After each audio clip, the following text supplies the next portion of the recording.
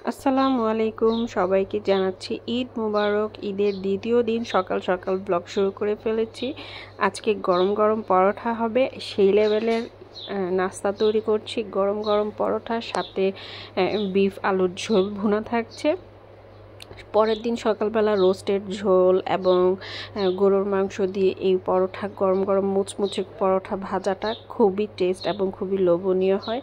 এবং আমাদের ঘরে প্রত্যেকটা মানুষের এই পরোটা এবং গরুর মাংস বা রোস্ট দিয়ে খেতে খুবই পছন্দ করে।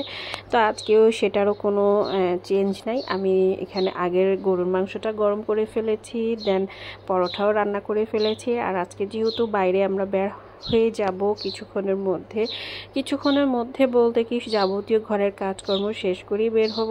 তো আমার মনে হয় 2টা-3টা বেজেই যাবে। আর কথা বলতে বলতে এই যে গরম গরম মুচমুচে পরোটাটা নিয়ে নিলাম, সাথে আপনাদের সাথে শেয়ার করলাম। এইভাবে যদি মুচমুচে পরোটা বানানো হয়, সাথে এরকম যদি ঝোল আলা গরুর মাংস থাকে, মানে খাবারটা যেই লোভনীয় হয় না, বলার বাহিরে। তো আমরা চলে আসলাম, প্রায় এখানে বেজে গিয়েছে, আস্তে আস্তে সন্ধ্যার কাছাকাছি হয়ে গিয়েছে। আমরা বের হব করে বের হতে পারছিলাম না, প্রচণ্ড লেভেলের গরম। আর এই যে কপাল থেকে, নাক থেকে, মুখ থেকে সব জায়গা থেকে ঘাম পড়ছে। আর এটা হচ্ছে ম্যাজিক আইল্যান্ড, এটা হচ্ছে কেরানীগঞ্জের ওখানে। আর এই যে আমাদের মাশাআল্লাহ বেবিকে বলতে ভুলবেন না, জোবায়দা তার প্রথম ঈদ ঘুরতে বের হয়েছে। আমরা সবাই বের হয়ে গিয়েছি। আর এখানে ফাতেহার যেই ডান্সটা দিল না, আর এই ম্যাজিক আইল্যান্ডটা অনেক সময় দেখেছি ভিডিওর মধ্যে, কিন্তু আজকে দেখতে চলে আসলাম, ভালোই লাগলো। আসলে ঈদটা তো এখন নিজের জন্য না, বাচ্চাদের জন্য। বাচ্চারা কোথায় যাবে, বাচ্চারা কি পছন্দ করে, বা বাচ্চারা কি আনন্দ দেখলে পাবে, তাদের জন্যই আসলে আমাদের সেভাবেই আয়োজন করা লাগে। বাচ্চাদের আনন্দতে আমরা আনন্দিত হই, এই আর কি।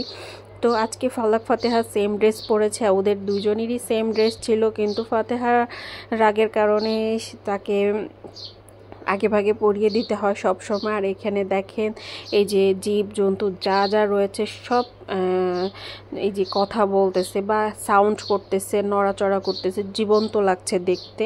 আর এখানে এই যে ড্রাগনেও কিন্তু সেম ড্রাগনদের যেভাবে শব্দ হয় সেরকমই সাউন্ড কিন্তু ছিল। আর এখানে ফাতেহা কিন্তু অবাক হয়ে দেখতেছে। আর এই যে এখানে 2টা ডিমের ফুটে গিয়েছে, জান্নাত এবং ফালাক। তো ড্রাগন ফুটে বের হয়েছে এবং এখানে ফালাকও বের হয়েছে এবং সাথে জান্নাতও বের হয়েছে। তো এই থিমটা কিন্তু অনেক সুন্দর ছিল, ছবি তোলার জন্য স্পেসটা ছিল খুবই সুন্দর ছিল, ভালো লেগেছে দেখতে। আর বাচ্চারা খুবই এনজয় করে। আর এখানে ছোট জোবায়দাও চলে আসছে ছবি তোলার জন্য। বুড়িটা মাশাল্লাহ বলতে ভুলবেন না, বাচ্চাদেরকে দেখলে মাশাল্লাহ বলতে হয়। আমাদের ঘোরাঘুরি করতে করতে সন্ধ্যা হয়ে গিয়েছে। আর এখানে বেশ ভালো লাইন ছিল এই কারে ওঠার জন্য। আর এই বাম্পার কারে সবাই খুবই এনজয় করে।